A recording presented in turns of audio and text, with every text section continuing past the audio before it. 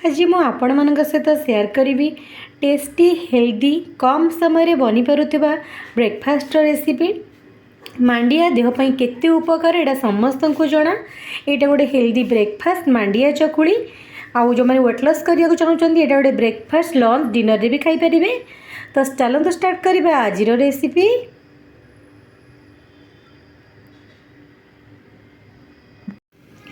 नमस्कार, जय जगन्नाथ। मु रोजाली मो होम फूड चैनल को आपण समस्त को स्वागत करुच्ची।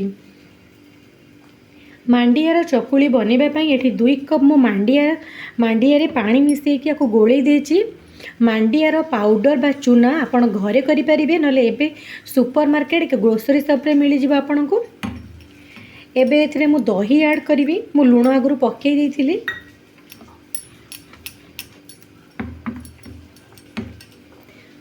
अटा नहीं से दही अटा सुजी जदि अटा बदल रे आपण बेसन भी नहीं पारे। सुजी पकई सारा पर मु भल भाव में मिक्स करके गोली देवी। जमती आम चकुली पिठा हुए बेसी पतला कि बेसी मोटा नुहे गोटे बेटर बनईदेवी। भल भाव में ये गोले नहीं आप भावुवे यहाँ पानिया नाई जेहेतु यहाँ सुजी पड़ी। एवं आम 30 मिनिट कवर करके रखीदे। जिते सुजी फुली जीव तो यहाँ परफेक्ट गोटे भल बेटर बनी जीव चकुली पिठा पाई। एवं आम कवर करके 30 मिनिट रखीदे।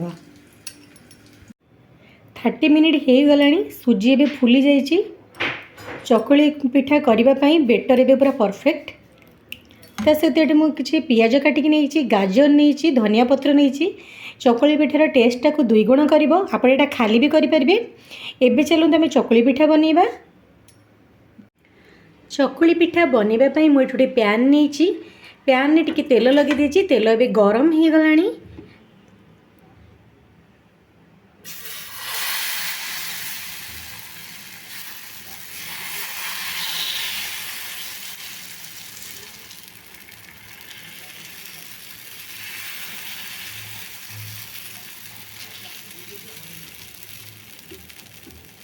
एबे आम ऊपर किसी गाजर पकईदेवा,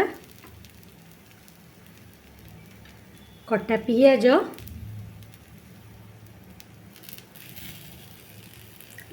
सहित किसी धनिया पत्र,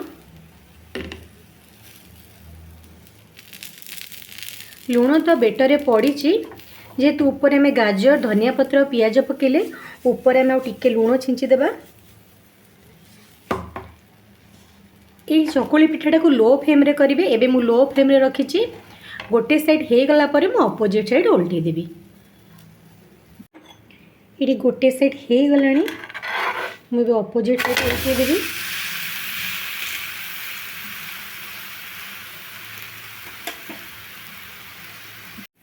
यहाँ मोर हो गला। एबे मु गोटे प्लेट को काढ़ी नेबी। से सेम प्रोसेस रा सब चकुली गुड़िक करी नेबी।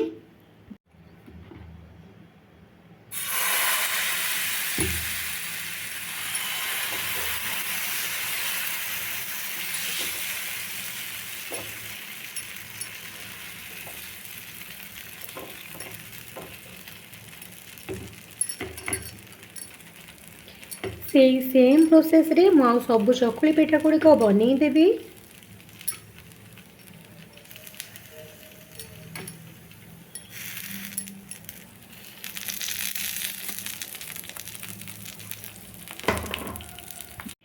ये मु सब चकुली बनई नहीं।